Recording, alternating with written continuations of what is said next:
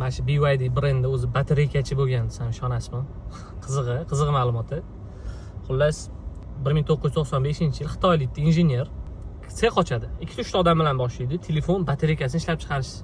Ya'ni o'sha paytda endi sotuvli telefonlar avjigani ommaga chiqib, odamlar endi rivojlantirayotgan payt edi. O'sha paytda sotuvli telefonlarga batareyka ishlab chiqarishdan boshlaydi.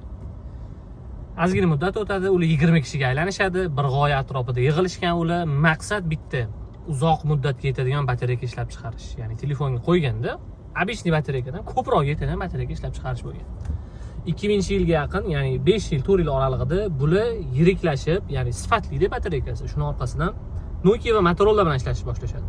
Nokia bilan Motorola bilan ishlashni boshlashi bu kompaniyani gigantlashishi, ya'ni kattalashishiga sabab bo'ladi. Sababi u paytda Nokia va Motorola telefon bozorini kontrol qilgan juda katta kompaniyalardan biri edi. Ozgina vaqt o'tgandan keyin, salkam 2003-yilda Xitoyda bitta mashina zavodi sotiladigan bo'lib qoladi. Wanchanfuga bu aloqa, ya'ni bu narsa yetib keladi va shundan keyin Wanchanfu u avtozavodni sotib oladi.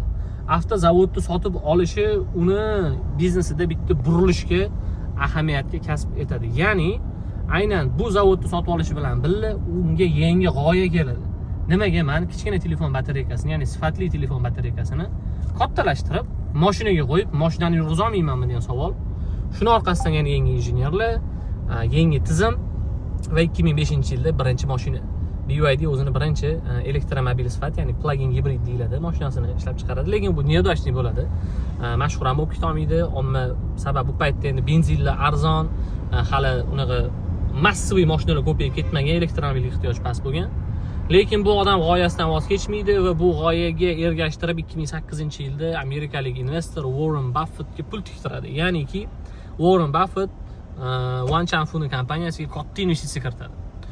Bu investitsiyaning orqasidan BYD kompaniya tarixidagi, ya'ni o'sha paytdagi batareykachi kompaniya globalga chiqib keladi va globalga chiqib kelish oqibatida yanada razgonda ishlashni boshlab, o'zini plug-in hibrid va to'liq elektromobillarning ustida ishlaydi.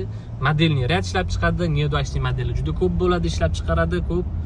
Lekin 2020-yilga kelib bu yangi texnologiya, ya'ni Blade Battery texnologiyasini ishlab chiqib, bu texnologiya orqali yangi line-up, ya'ni mashinalarni modelni radini taqdim qiladi ommaga. Ko'rib turganinglardek, hozirgi kunda bu kompaniya o'zini gapini gapiryapti, avtosanoatda o'zinikini o'tkazyapti.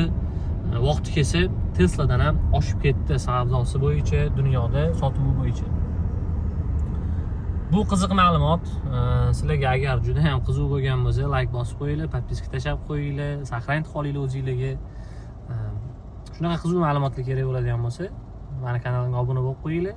Keyingi videoda nimani tarixini, ya'ni qaysi brendda yoki qaysi kompaniyaning tarixini qisqacha qilib aytib berishimni xohlaysizlar, shuni ham yozib ketsanglar, xursand bo'lardik. Charchamanglar.